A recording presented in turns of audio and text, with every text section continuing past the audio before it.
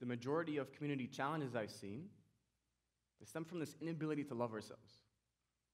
Challenges such as violence, addiction, abuse. When we dig into this inability to love ourselves, we can see many things. Guilt, shame. What else do we see? We see loneliness. From what I know, addicts, they don't want to be addicts. Men and women that abuse, they don't want to abuse. But most of all, nobody wants to be lonely. You all strive to feel and to be connected to each other. Community and connection are the opposite of loneliness. And it starts with one thing: empathy. This fundamental understanding of how you and others see the world and the lenses they carry through which they see themselves and the world around them. To be empathetic also means to be vulnerable. And I remember watching other TED Talks about vulnerability, and I would say, yes, I want that too. Yes, I want to be more connected because I'm lonely. I don't have the solution. Yet, I've uncovered an approach that works for me, and I'm inviting you to consider. It's called an empathy walk. This beautiful, structured, and practical way to channel your vulnerability and courage so you can build meaningful connections, so you can feel connected. Before I launch into today's talk, I think it's important to show you where I'm from. So I grew up in the Netherlands, in a small town called Zierikzee. I grew up in a family of 5. My 2 older sisters, Corrine and Amanda, my father, a successful entrepreneur, and my mother, very religious, who herself came from a family of 16 brothers and sisters. My childhood was abusive. And as I grew up, I started to believe that people that go through adversity, especially at a young age, they develop this concept that they do not belong, that they're not meant for connection. I always felt I was on the outside looking in. And that loneliness has guided me. No matter where I would go in the world or how successful I would get, the feeling never left. I could be in a room filled with people and still feel so alone. And then one day I get this glimpse of connection. I stumble upon this concept called the empathy walk, created by the ULab and Otto Schremer. Its goal to remove ego between 2 people and to build meaningful relationships under 30 minutes. I ran with it. I've been on 80 empathy walks. 80 different people. CFOs, CEOs, vice presidents, friends, co-workers. This beautiful opportunity to see people up close. And every walk was an opportunity for me to reveal a bit more of myself so I could finally start healing. In a way, empathy walks were an opportunity to grab my baggage, the stuff that holds me back, and transition that into my luggage so I could finally move forward. So you're probably thinking, how does this work? Let me explain it to you. An empathy walk is a 30-minute walk with 2 people. The walk would take place on the street, in a park, perhaps even at a mall. When you walk together for those 30 minutes, each individual gets 15 minutes each to share. When you share for your 15 minutes, you share in 3 phases. 3 major life experiences that have shaped you to who you are today. What are you currently doing? And where would you like to go? And how can that other person help? A simple, but such an impactful concept. Research shows that when 2 individuals walk next to each other, side by side, it creates this safe space, this beautiful concept where you are willing to share more, especially men.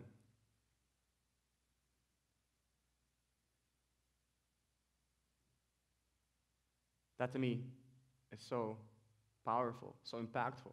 And so for today's talk, I'd like to go on one more empathy walk with you, just so you can see what an empathy walk would be like with me. Are you ready? Let's ask that again. Are you ready? Yes. Please close your eyes. Take a deep breath. Imagine you and I are walking in a quiet neighborhood in our city. We walk next to each other, shoulder to shoulder.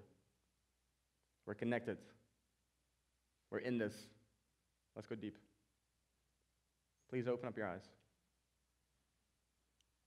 Life experience number one that shaped me. I'm 10 years old.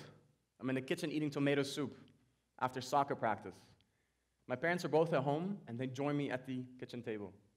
I will never forget this. My mom says, Dad and I are getting a divorce. It broke my heart.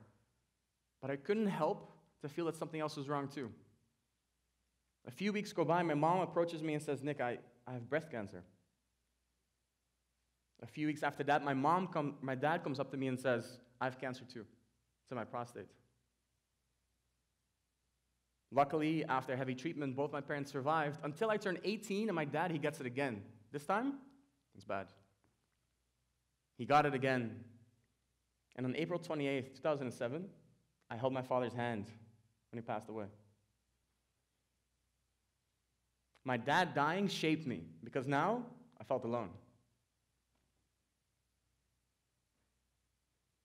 Life experience number two. My parents were alcoholics. Mental health challenges were present. And so this idea of a happy family home or a happy family childhood, it didn't happen to me. It wasn't there for me.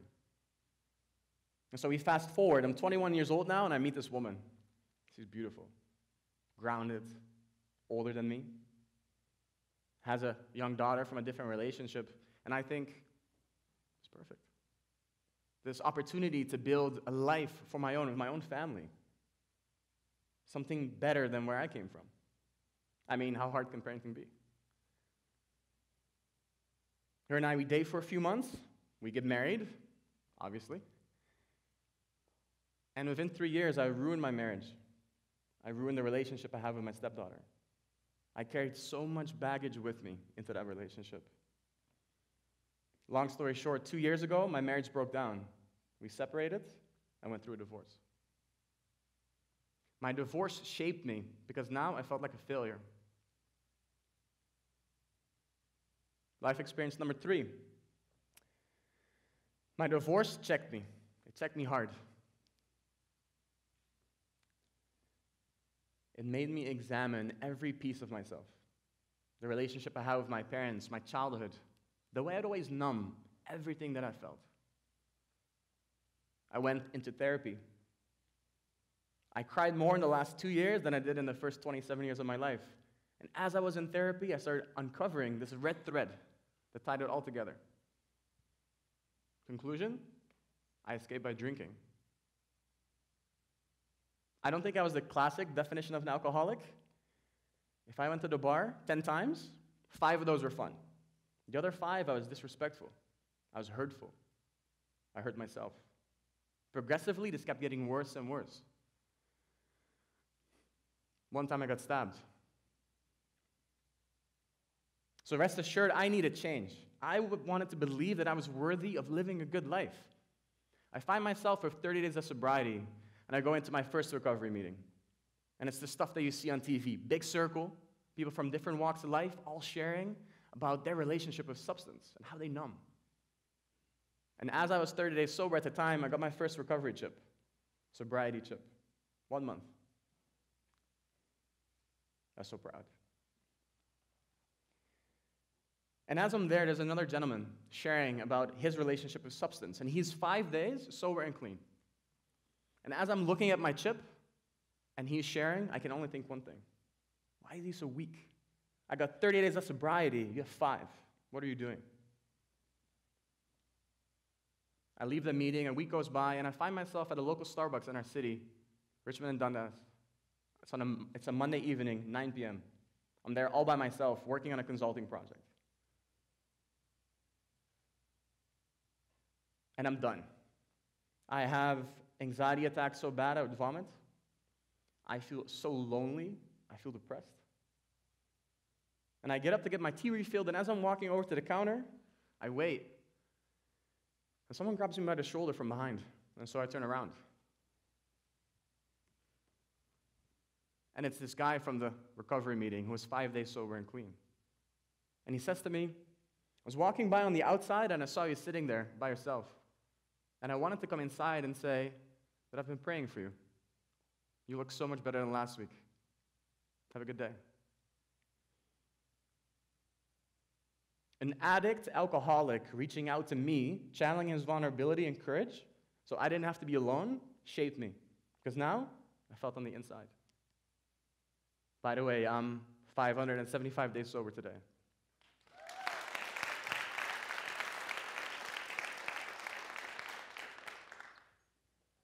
We go to phase 2. What am I currently doing? I build business models for a living, financial models, and it's beautiful work. I get to work with a variety of clients, and the models that we create together, they are leveraged to address a community challenge or issue. Last year, I joined a consultancy, and a few weeks after I joined, I invited my boss, Michelle, to go on an empathy walk with me. Within 15 minutes, I say, I lost my dad at 18, I divorced super young, and I have an alcohol problem. It's not everyday stuff. A few weeks go by, and I get called into her office for no reason. And so I sit down, and I think one thing: please don't fire me. And she says to me, we're looking to add capacity on the financial side for our company. Would you be interested in a part-time bookkeeping role? Why me? I don't have that type of experience. I was thinking of you, Nick, because I trust you. Someone trusted me. And it hit me. Our empathy walk created a connection. It created insight to who I was, but more importantly, who I wanted to be. When she said, I trust you, I took a piece of my baggage, I moved it into my luggage, and I was moving forward. Life experience phase 3. Where would I like to go? How can you help? I will leave you with one story. When we talk about marginalization, mental health challenges, substance abuse, I swear that would never happen to me. But it did. I drank too much. I had anxiety attacks so bad I would vomit. I was lonely. But there was one place in the community where I didn't feel that. And that was at the barbershop. So I get my haircut at Marcello's downtown. And whenever you sit there and you have to wait for your haircut, you connect with the other men. You talk about sports and politics and fashion. Women, girls. And as I sat there, I was free from all the noise up here. That to me was community. That to me was safe space. And so I made a pact with myself.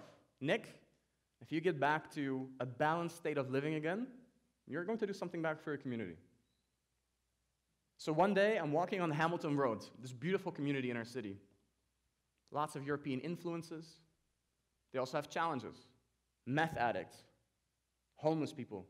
Any neighborhood has challenges. So I'm walking on Hamilton Road, and I walk past this alley, and I think, this is the perfect place to host a pop-up barber event.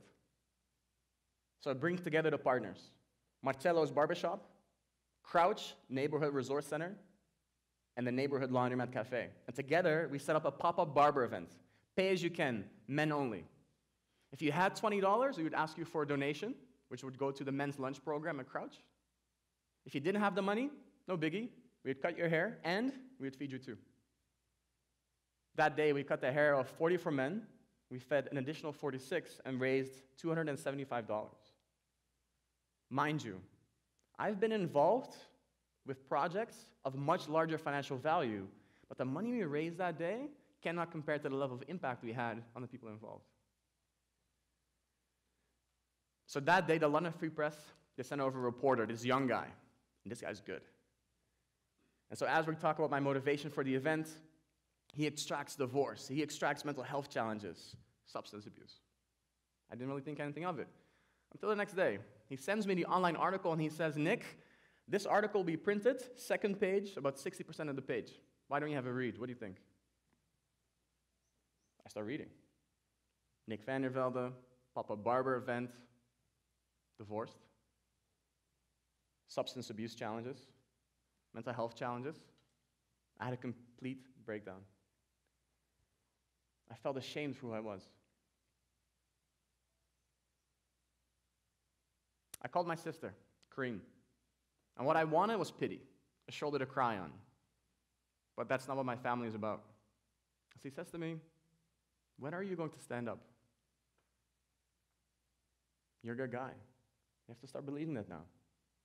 Plus, this is what living with vulnerability looks like. Good luck. I couldn't sleep that night. The next day, I got up, I went to the variety store, I picked up 3 copies. Framed one, currently in my bedroom. The other 2 were for family. Guess what happened that day?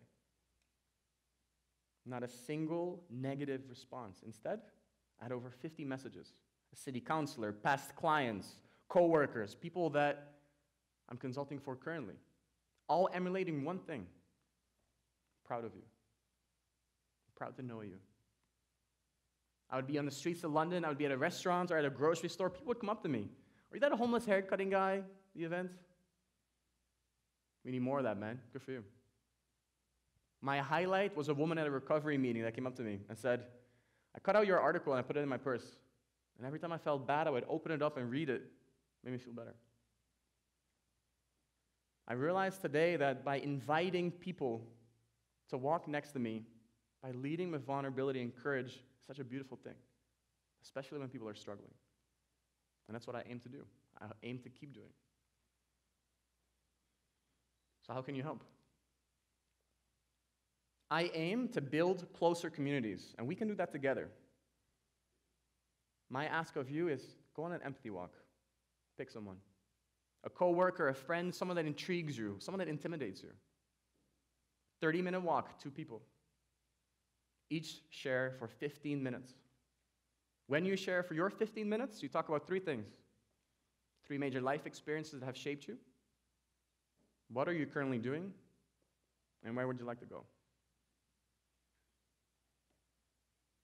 Listen, whatever you're going through right now, you don't have to do this alone. People are going through a very similar adversity right now, or have made really bad decisions. That's okay. Remove this baggage because you deserve a good life too. You deserve love and kindness. And we are meant to do this together. If we all get less lonely, that's the best form of community building that I know. Thank you.